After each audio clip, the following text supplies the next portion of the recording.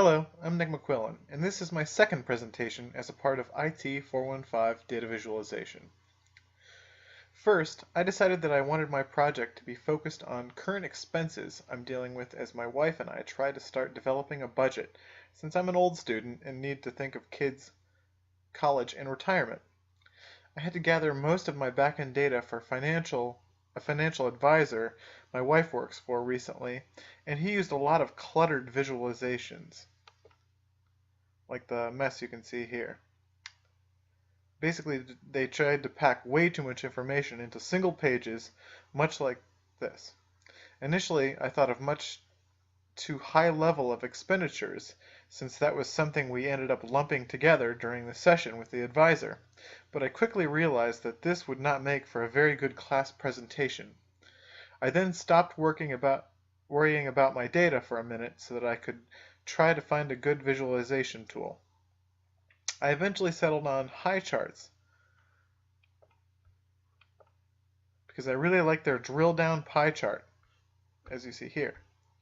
It made a lot of sense to me since I could keep my high-level items I'd previously identified, as well as provide more detail specific to the more generic upper-level categories.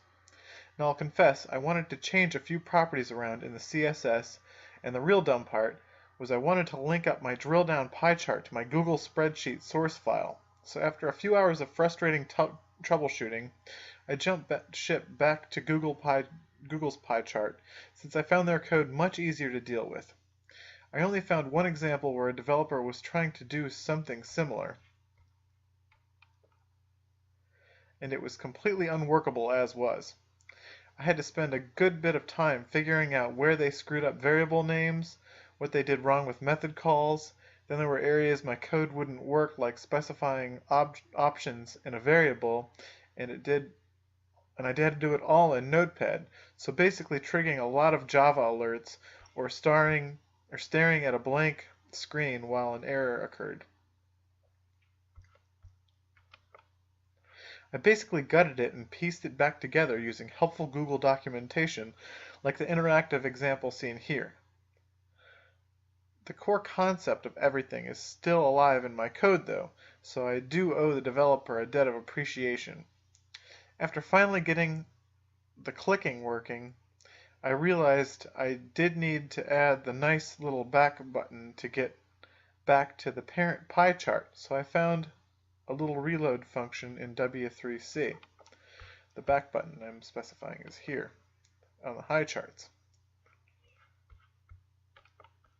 And the W3C example is shown here, and all this simply does is reload the page. And voila! After all this, I went back to my data and noticed after entering the parent items and a few child items that it didn't make a whole ton of sense to use spreadsheets for this, and that hard-coding values would be fine.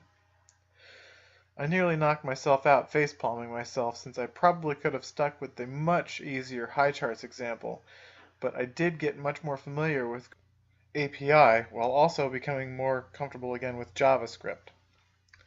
Onto the project. As you see here, it is basically broken up into three different categories. My main bills, where everything is somewhat lumped together, then focusing in on kids, and then of course food for the family, which I suppose could go into a different category, but this worked out well. So as I drill into the bills category, you'll see I have some pretty awful areas. My underwater condo in Falls Church, I pay quite a bit towards each month.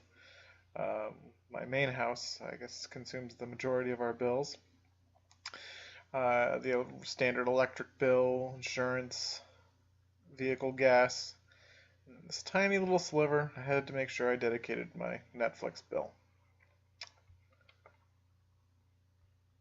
And food, eating out, big categories, groceries, and then various times the wife and I get to go out. Kids, broken up into daycare, which is a huge expense, summer camps, babysitters, etc.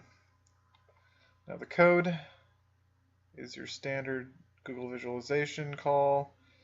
The main areas I had problems with were the handler and making sure I drew the chart at the right point. Thank you very much. This has been my presentation on Google Charts.